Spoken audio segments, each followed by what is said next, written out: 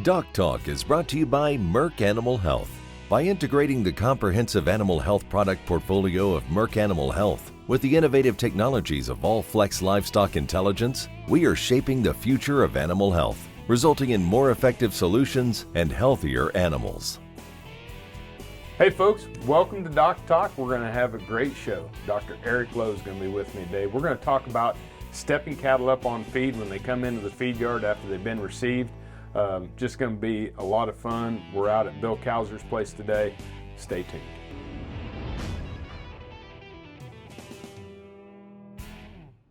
Stressors that trigger bovine respiratory disease are all around. So when you spot BRD in your herd, turn to Zuprevo, the fast that lasts. Zuprevo is rapidly absorbed in as little as 45 minutes and lasts up to 28 days. Because in the race against BRD, you need to win. Ready, set, Zuprevo. In case of human injection, seek immediate medical advice. For use in beef and non-lactating dairy cattle only. For prescribing information, talk to your veterinarian or visit Zuprevo.com.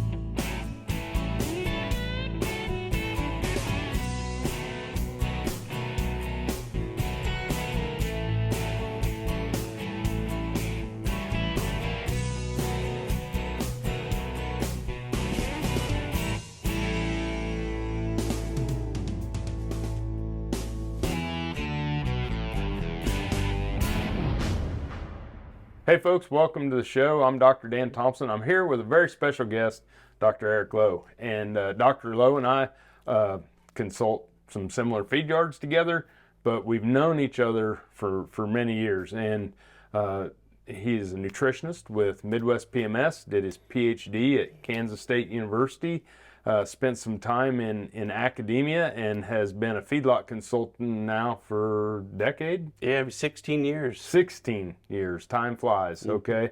And when you start to think about someone that is out there in the trenches helping people feed cattle, this is one of my go-to references. And so to get Dr. Lowe on the show is very special for me, and appreciate you being here. Well, thank you very much. Well, so we're going to talk about starting calves on feed, right? Mm-hmm. And it's one of those things that, you know, we can't take for granted. And maybe we need to just back up and rethink, why is it that why we don't just put them on finish ration and walk away? Yeah, when starting calves and in the feedlot nutrition business, this is a huge part of what we do and talk about just about every visit that we have at feed yards, because it's so important. It sets the stage for how the cattle are going to perform, what the health is going to be. Everything hinges on that first 30 days or 60 days. Thinking back of all of the researchers that have worked in this area, they've done some phenomenal work, whether it's, you know, Hutchison and Cole years ago, even Dr. Lofgreen did some receiving work. I try to keep it really straightforward at a feed yard. So we first think about, you got to get the rumen ecosystem going again. You know, that's like job number one. To get the rumen going. Control pH with the type of diet, how much we feed them, and the rumen motility. Because if these calves have come from a long haul, you know, their bacteria in the rumen is just it's not to the number, it's not to what it needs to be to ferment the ration that they're going to be fed. They got to get all this going, and then we're ready to feed the cattle. They're ready to grow, because in an indirect way, the rumen's got to be functioning, so the tissue of the cattle can grow normally. They can deposit fat, they can deposit lean, but it starts with just the building intake, which is built off what the rumen's going to be doing.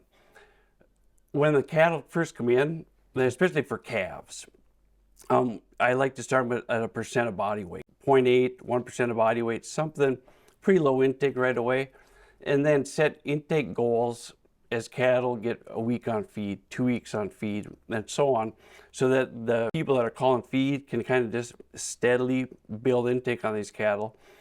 Because if we have success in building intake early on, we're going to have a nice cumulative large dry matter intake long term, and have, be able to maximize the total dietary energy consumption, and that's what drives growth. Yep. Well, and I think that you make a good point. We're not only helping change the rumen bugs, we're helping build the motility and the rumen contractions and a healthy rumen, so that when we do get to that top ration, they're ready to go. Yeah, that's the kind of the fun part about talking about stepping cattle up on feed is the plan, kind of a process and a plan in place, have intake goals, have set ration changes. Yep. And that's, for me as a nutritionist, I love the diet formulation part, because then you can stage in the different feedstuffs, the transition from roughage to grain. It's an art that the feedlot goes through, but the science behind it drives that ration formulation. It's excellent. We're going to take a break. When we come back, we're going to talk about that transition and what Dr. Lowe does. You're watching DocTalk, and we're sure glad you joined us.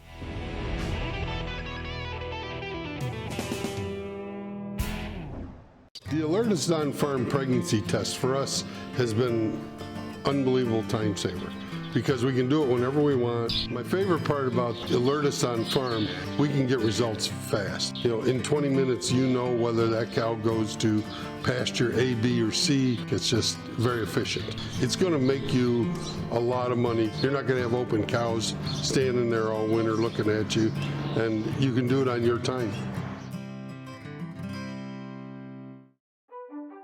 When it comes to treating BRD, you want a product that you can count on to get the job done at an affordable price. Macrosyn by Bimeda delivers on both. A straight shooting, no BS tulathromycin that does what it's supposed to do. End of story. You don't need to take our word for it though. Go to macrosyn.com for customer testimonials and head-to-head trial results. For your cattle and your bottom line, choose Macrosyn. ValleyVet.com is your one-stop shop for your every animal need, from prescription meds, vaccines, equipment, and more for the ranch to the show ring. Shop ValleyVet.com for fast shipping and great prices. Valley Vet Supply. Hey folks, welcome back to DocTalk. Dr. Dan Thomson here with Dr. Erik Lowe. He's a nutritionist, PhD nutritionist for Midwest PMS, which, if you haven't heard of Midwest PMS, they're one of the largest feedlot consulting groups in the United States. We, at Production Animal Consultation, we do a lot of work with them in yards. Hard to find better partners than Midwest PMS, and this is one of the leading nutritionists, Dr. Erik Lowe. Erik, when we left, we were talking about why we're doing this. Now let's step back and say, okay, we got 6-weight. Group 6-weight calves, they come in. Now, as a nutritionist, kind of walk me through what you would expect to happen from the day they get there until we get them to finish ration. Okay. First thing that I usually talk about with feed yards is there are multiple ways that this can be done successfully. And anybody that thinks that there's just one way to start calves just doesn't see there's just a lot of different processes that go on. But there are some fundamental things that are better setting the calf up for success. So get a pen of 600-pound steers that come in out of a sale barn, and we'd bring them into the feed yard, and for the first few days we're going to allow them some grass hay. They're going to get some loose hay in the bunk typically, and we'll start them the first full day at the feed yard with say just 0.8% of their body weight on a dry matter basis of a starter ration. And from that point forward, by the 7 days, they might be at a 1.5% of body weight. By day 10, they might be just about 2% of body weight. Just slowly progress intake to hit some of those intake So we're goals. talking like 4.5 pounds on a 6-weight, going up to 12 pounds, but over a 10 to 15 day period. Right, yep, just a slow progression intake. And that's done for a couple of reasons. First is, the first day, only a third of the calves eat anyway. The historical data from years ago with Hutchinson and Cole show that a third of the calves come to the bunk the first day. Well, by a week, about 100% of the calves come to the bunk. So it takes a progression for them to come and eat. So some of it's that we want to make sure we don't let certain calves that are wanting to come to eat overconsume, and just build intake on that pen of cattle. And those intake goals can be a little different than what I said, but that's the plan. You have a plan. I like the feedlot to understanding what we want to achieve over a certain time. The diet is critical in getting the calves to eat. It has to be appealing to calves. They like the smell of it and attract them to the bunk. Yet the feedstuffs can vary greatly, because there are some diets that might have a feedstuff that is higher than typical, but that feed yard does a wonderful job managing that feedstuff. So silage is an example of a feedstuff that can be debated whether it should be in a receiving diet. I think back to what Dr. Pritchard would say about in a situation with using silage. Well, a lot of the acids, a lot of the volatile fatty acids that are in silage are in the rumen. So a small amount can work really well. Yep. So we're gonna not only move up on the amount. That's while we're on the one ration, right? Right. Then we're gonna move off of that into incremental increases in concentrate and decreases in roughage until we get to that finish. Correct. Yes. So how long do you leave them on a one ration before you start to change to your second, third, or fourth, moving up? I like to be able to stay for a wean calf, just say a balling calf that comes in, I like them to be on ration 1 for a month. So a starter ration, a ration 1, whatever you want to call it, the terminology you want to call it, the starter ration for a month. It does a lot of things. First, it allows the cattle to build intake. No changes, the dietary concentration stays the same, they're used to eating it. But that means that formulation of the diet's got to be good, because there's got to be a palatable diet that they're less likely to sort, that they fully consume. And then after a month, they move to the next ration.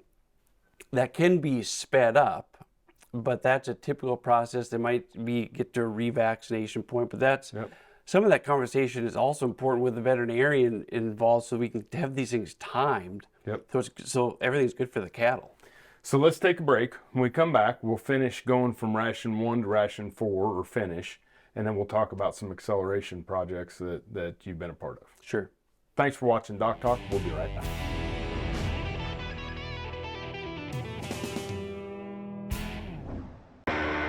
When you spot BRD in your cattle, that's your golden opportunity to target infection and its associated fever with a single dose of Resflor Gold, the industry standard dual therapy.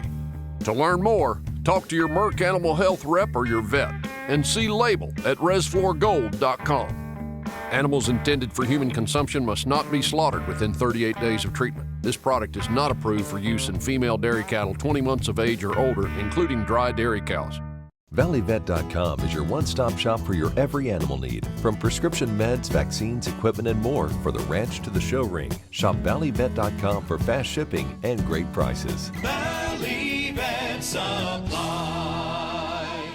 Hey folks, welcome back to DocTalk. Dr. Dan Thomson here with Dr. Erik Lowe. He's a nutritionist for Midwest PMS, covers feed yards all over the place, and is a great nutritionist. Let's talk about, so as we left, all right, the last segment, we put them on the starter diet, which is going to be high in roughage, high in crude protein, natural protein, vitamins, minerals. It's our starter ration, receiving ration.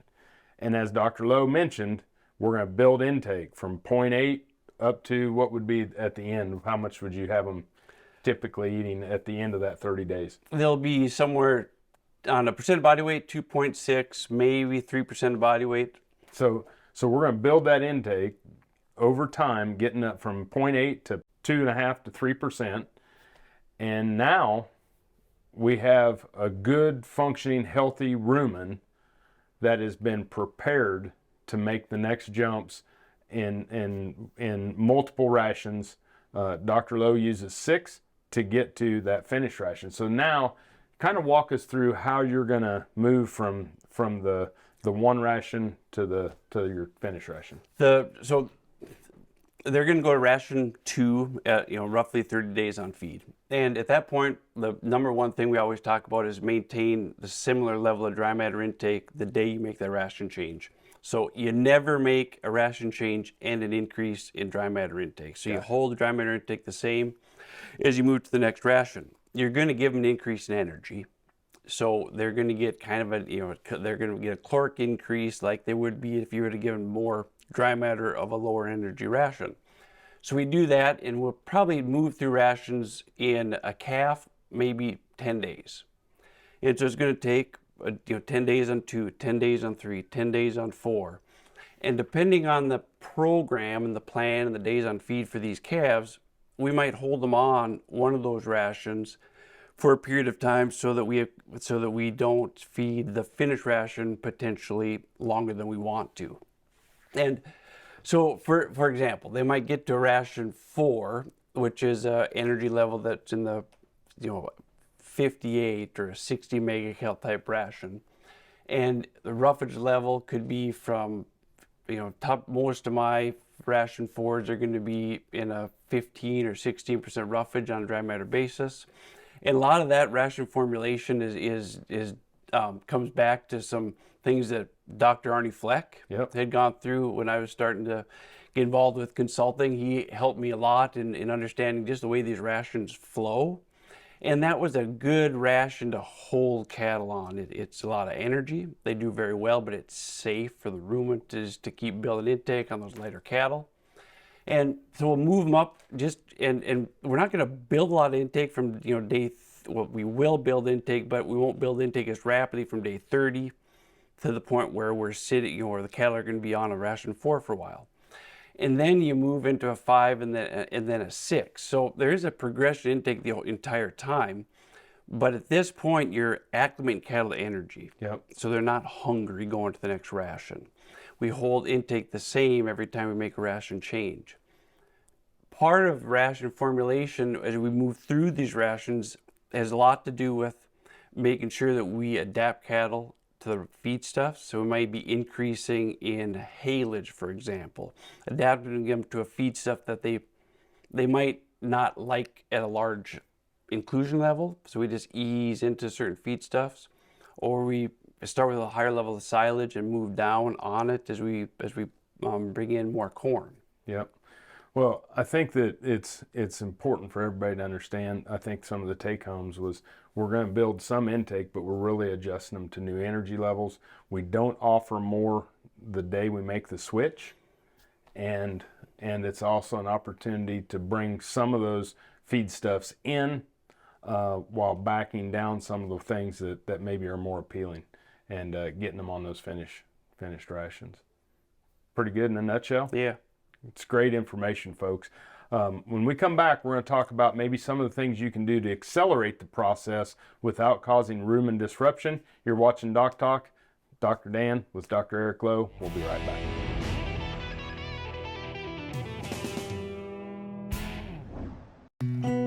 Time is money on the farm, and your cows are less productive when they're stressed. The Alertus on-farm test from IDEX allows you to quickly test cowside and identify open or pregnant cows within minutes on your schedule in the parlor, barn, or chute. It's more efficient for your farm, very simple to use, and puts you in control. With minimal training and reliable, fast results, sample-based pregnancy testing is better for beef and dairy producers. Learn more at idex.com/DocTalk.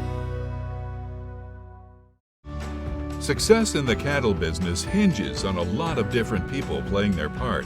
From the vet to the cowboy and the nutritionist to the feed truck driver, you rely on them to get their job done right, and so do your cattle. Your expectations for the vaccines you use should be no different. Bimeta's cattle vaccines were developed and are made and sold by men and women in the cattle business. No smoke and mirrors, just real-world protection that you can rely on. Go to bimetabiologicals.com to learn more.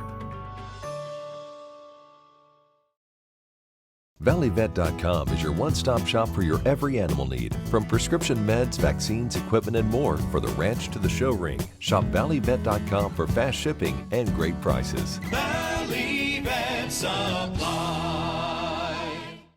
Hey folks, welcome back to DocTalk. Dr. Dan Thomson here with Dr. Erik Lowe, who's a nutritionist for Midwest PMS. Is a nutritional company that probably the largest nutritional company in the U.S. That for sure for fed cattle. And we're talking about stepping cattle up on feed. We're talking about the transition diet. We're talking about a healthy rumen. And like everything else we do when we feed cattle, we get impatient. And if we can find something that can accelerate this process while maintaining rumen health and maintaining the longevity of the cattle and not having digestive upsets, we're gonna use some of those tools. And you've been doing some of this, right? Yep, yeah, we have. I guess in some of the stuff that we discussed, the number of rations that I have are going to be different than some of the other other nutritionists or other people may have fewer rations, some may have more. A lot of those things can be kind of customized to the feedlot. But the more rapid transition or adaptation of cattle going from a starter ration to a finished ration, that can be sped up. And like you said, you get impatient. You want to get cattle up on a higher plane of energy, get the growth going, get tissue accretion happening, so that we get the rate of gain, the feed conversion that are critical for the profitability and the growth of cattle. There are programs that are a 2-ration system, so it's a very efficient system where the feed trucks are always full of ration. You're not making small batches, which is critical for just the logistical efficiency at a feed yard. In the group of feedlots I work with, not many do that, but we have worked with that in situations, and I know that happens within the industry quite a bit. In that case, you have a starter ration and you have a finished ration, and everybody is on the starter ration, and then there's a ratio of starter to finished ration as they progress to 100% finished ration, and that's done in different ways and different percentages. The idea is just to slowly change cattle from low energy to high energy, high roughage to low roughage ration. Yep. And with under the right management, works really well. There are products that we've been using in certain feed yards, using Lactipro, where we get cattle on a starter ration, and then and especially for yearlings, but right as soon as we process them, they're going to get a dose of Lactipro, and we will move them right up to a much higher energy ration. So we minimize the number of rations at those feed yards and get them up on a higher plane of energy quickly. So with that, when we give them the Lactipro, we have the ability to shorten the amount of time they're on the first ration, and then maybe not use all 6 rations getting to the top. Maybe you do a 1, 3, 5, 6, whatever. Yeah. But that's kind of the point. Exactly the point. Yeah. Okay. And then that not only aids in the energy used in the mill, but the amount of diesel used in the feed yard and the amount of time, right? Yes. Yep. Absolutely. And right now, in the current situation, hay is tight, hay is expensive. We actually have the ability to use just a bit less roughage in those feed yards, which is economically helpful. Yeah. And logistically helpful. Yep. Any final words or any final thoughts about just general philosophy of stepping calves up? Being slow to build intake, being patient with cattle, that the calves that are looking hungry, that are interested in coming to the bunk, is really important. Just have patience and know that those calves are going to trust you, because there's one cattle feeder in Iowa that said that calves got to trust you. Once they start trusting you, they know they're going to be fed, they know there will be water, and just keep being on the same time, proper ration loading, ration mixing, all that stuff, and timeliness of doing things, and just let the calves know that they can trust that you're going to take care of them. Well, I really appreciate taking the time to be on the show today. Just a wealth of information here with Dr. Erik Lowe. Thanks for watching DocTalk. Remember, if you want to find us on the web, you can find us at www.doctalktv.com. Always work with your local veterinarian and nutritionist. With Dr. Erik Lowe, I'm Dr. Dan Thomson from Bill Calzer's place here outside of Nevada, Iowa, and we'll see you down the road.